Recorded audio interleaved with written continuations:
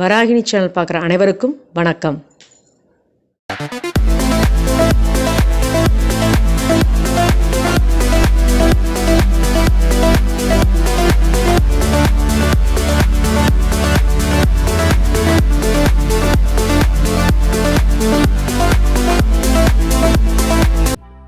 இன்றைக்கி நம்ம பார்க்க போகிற வீடியோ என்ன அப்படின்னு பார்த்தீங்கன்னா, பாஸ்தா, அதுவும் குயிக்காக சீக்கிரமாக செய்யக்கூடிய பாஸ்தா எப்படி பண்ணுறது அப்படின்னு இன்றைக்கி பார்க்கலாம். அதுக்கு தேவையான பொருள்லாம் பார்க்கலாம்.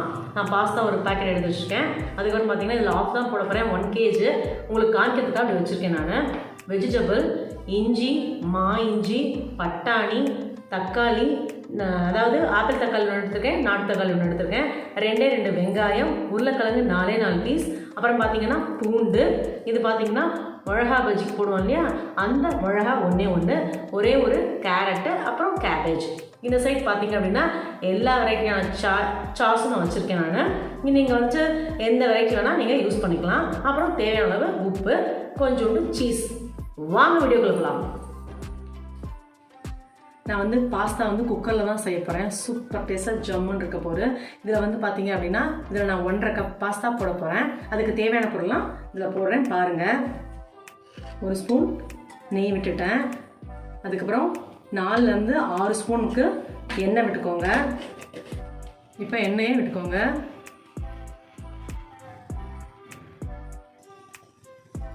பார்த்தீங்கன்னா மா இஞ்சி, பூண்டு இது எல்லாமே வந்து நல்லா இது பண்ணிட்டேன்.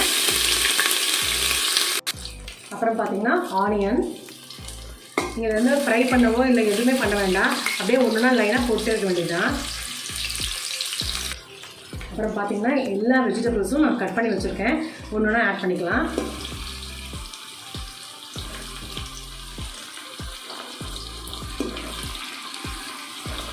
கேரட்டு, எல்லா வெஜிடபிளும் நம்ம ஆட் பண்ணிக்கலாம்.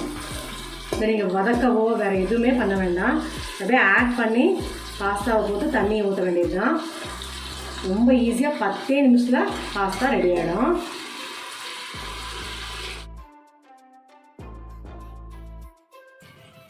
இது வந்து 1.5 டம்ளர் பாஸ்தா, 1/2 டம்ளரு.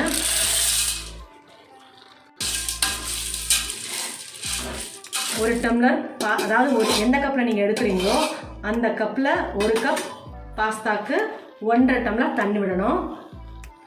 நம்ம 1.5 டம்ளர் பாஸ்தா எடுத்துருக்கோம், அதனால் இதில் நம்ம 3 டம்ளர் தண்ணி விடணும்.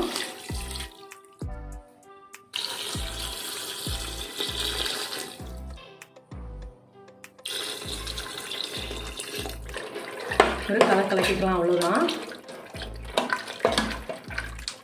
அப்புறம் பார்த்தீங்கன்னா சாஸ் காமிச்சேன் இல்லையா, எல்லா சாஸ்லையுமே நம்ம வெரைட்டி சாஸ் எல்லாத்துலேயுமே வந்து ஒவ்வொரு டீஸ்பூன், பெரிய டீஸ்பூனுக்குள்ளேயே நீங்கள் பாருங்க இவ்வளோதான். இது மட்டும்தான் ஆட் பண்ணணும். நான் ஒவ்வொன்றும் இதில் ஆட் பண்ண போகிறேன். ஒயிட் பாஸ்தா பொடி, இதுவும் 1 ஸ்பூன்.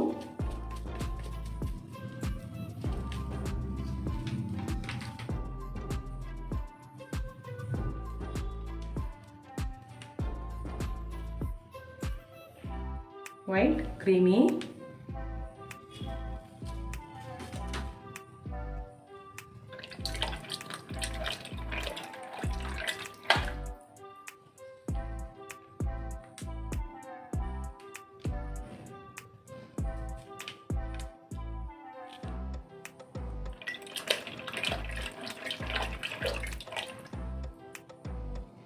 அப்புறம் சோயா சாஸ். இதெல்லாம் ஆப்ஷன் தான், வேணும்னா போட்டுக்கோங்க, இல்லைன்னா உங்களுக்கு என்ன ஃப்ளேவர் என்ன டேஸ்ட் பிடிக்கும் அதை நீங்கள் ஆட் பண்ணிக்கலாம். இது சில்லி சாஸ்.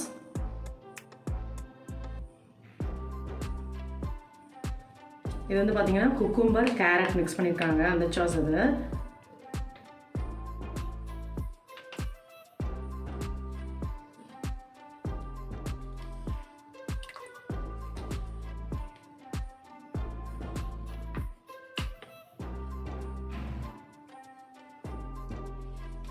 எல்லாமே இப்போ ஆட் பண்ணியாச்சு. உப்பு மட்டும்தான் பேலன்ஸ். உப்பு நமக்கு தேவையான அளவு போட்டுக்கோங்க. நீங்கள் இப்போது எல்லாமே போட்டாச்சு, வேணுங்கிறது எல்லாமே இதில் போட்டாச்சு. இது நல்லா ஒரு கலக்கிட்டு க்ளோஸ் பண்ணி வச்சுட்டு 3 விசில் தான். Pasta ready. இப்போ வந்து குக்கரை க்ளோஸ் பண்ணிடலாம்.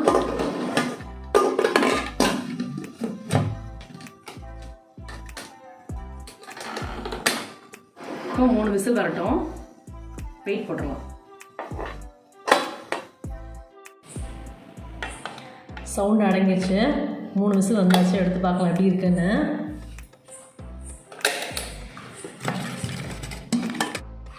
வாவ், சூப்பராக இருக்கு பாருங்க, ஜம்முன்னு இருக்கு. கலக்கி பார்க்கலாம் எந்த மாதிரி வந்திருக்கு அப்படின்னு சொல்லிட்டு. வாவ், செம்மையாக இருக்குது. ஜூசியன் பாஸ்தா. வாவ், ஒரு பிளேட்டுக்கு மாற்றிட்டு உட்காந்து.